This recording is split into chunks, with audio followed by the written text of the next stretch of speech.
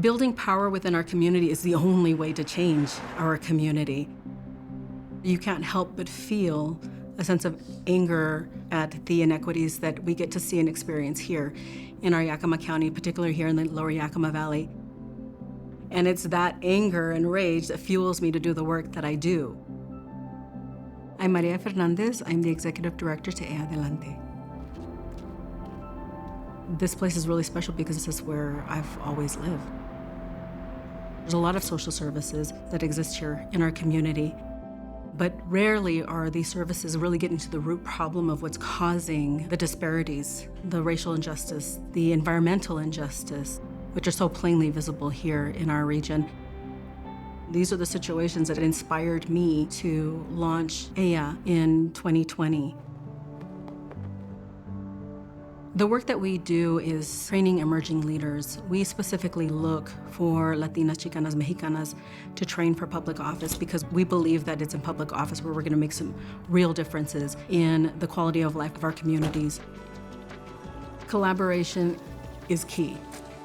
We wouldn't be where we're at today as an organization, having done the work that we've done and being credited with, had it not been for the collaboration that we've been so blessed with.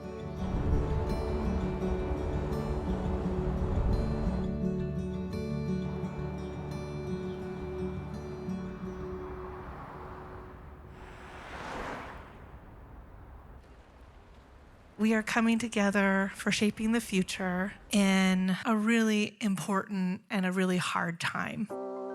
We have had incredibly disappointing and challenging news from our national election. And what I want to say most is that I am so glad to be here with you and be in community. We're so pleased to be here in support of the important work you do throughout Central Washington and the counties along the Columbia River. When I think of Pasco, I feel at home here.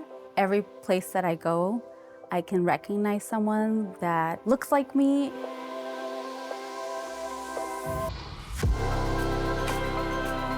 Ser una persona de color en el área del Gorge es un reto para nuestra comunidad. Es como tener un grupo que no tiene voz. Es un obstáculo por los que trabajan ahí mismo, porque no hay bastantes recursos para las comunidades que están allí. And so it's important to be in the same room with some of these people and talk about the communal issues. And what we've been talking today about building power, it's really going to take a multitude of us doing this together. We need to take over those political seats. We need to take over economic development.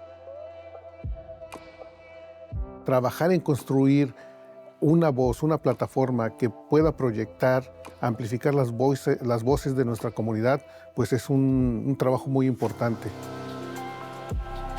This is what we needed to know that we're not alone as leaders, but as we bond together and become informed, there's your changing power. I think that a lot of times we can focus so much on the work at hand that you forget that in the bigger picture of your community, that you're part of a woven tapestry of organizations that are all doing the work. In the Tri-Cities, there's many different groups that are all kind of doing their own silo thing, but you can kind of collectivize and generate a little bit more power. It's not just about our own individual community at this point keeping us safe. We need to be able to see each other in the streets and know, I got you. Really starting to merge and not think about this as the issue is here, the power building is there, the service is here, but that it all works together, because what are we doing if we're not actually changing the conditions for our community? To move beyond just a 501c3 to maybe incorporating 501c4 to give power to the people that we actually serve. I've made so many great connections here on how to move forward, and it excites me. We're going to continue building power until one day we can all say we hold that power, that collective power, and we are running the show.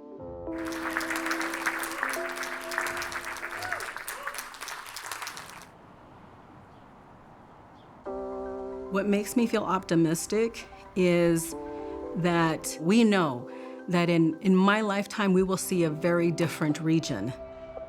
We are making promises to make improvements to our community, and we intend to keep those promises.